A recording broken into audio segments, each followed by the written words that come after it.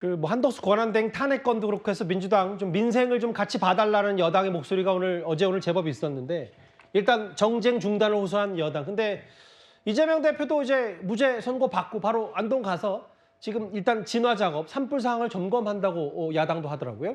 그렇죠. 사실 정치인이라는 거는 국민을 위한 도구잖아요. 그러니까 국민의 공복으로서의 역할을 하기 위해서는 자기들의 권력 다툼으로 보일 만한 것 때문에 국민에 대한 관심을 등한시해서는 안 된다 이런 생각이 들고, 또 정치인은 모든 영역에 대해서 영향력을 미치잖아요. 거기에 대한 발언에 있어서도 어느 것을 우선하는지에 대해서는 명확히 할 필요가 있다. 오늘 뭐 이재명 대표 같은 경우에는 검찰이나 이런 데 힘쏟지 말고 뭐 산불에 대해서 힘썼으면 좋겠다 그러는데, 사실 그 발언도 정확하지는 않습니다. 자기 자리에서 최선을 다하는 게 국민을 위한 것인데 검찰이 불 끌어다니는 건 아니잖아요. 그러니까 그거에 같이 섞어가지고 자기에 대한 걸 얘기하면 또 눈살 찌푸리게 하는 얘기거든요. 그런 부분까지 묶어서 정쟁에 대한 부분 제거하고 국민을 우선시해야 된다. 법치, 헌법 질서 이런 것도 국민이 있고 나서의 얘기다. 이런 말씀 드리고자 합니다. 잠시만요. 이번 주제 마무리하기 전에 일단 저희가 단독으로 취재한 내용을 한번 속보로도 같이 만나봐야 될 것 같습니다. 윤기천 부위원장께 저 질문을 드릴 텐데 뭐냐면 법원이 대통령 구속 취소를 결정한 부장판사에 대한 신변 보호 조치를 했습니다. 아시죠? 주기현 부장판사에 대한 신변 보호 조치. 오늘부터입니다.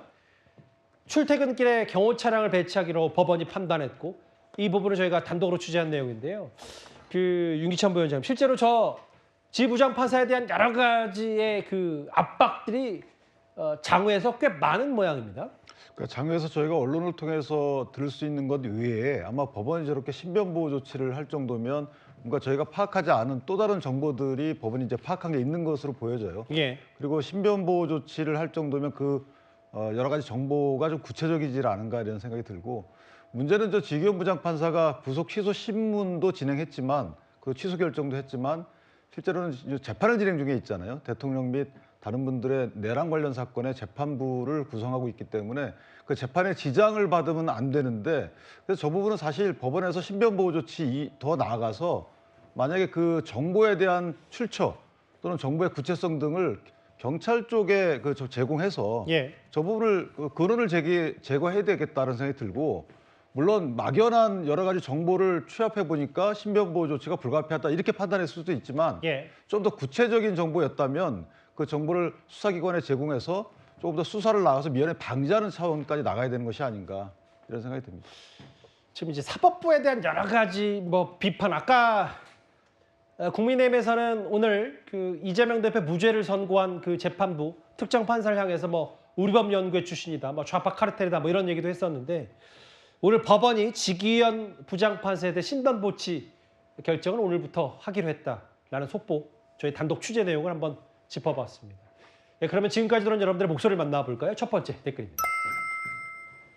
반전의 연속, 예상을 자꾸 비껴간다. 최근에 사법부의 판단이 기존 법조인들의 대체적인 시각과는 좀 다르다, 이런 말씀을 하시는 것 같아요.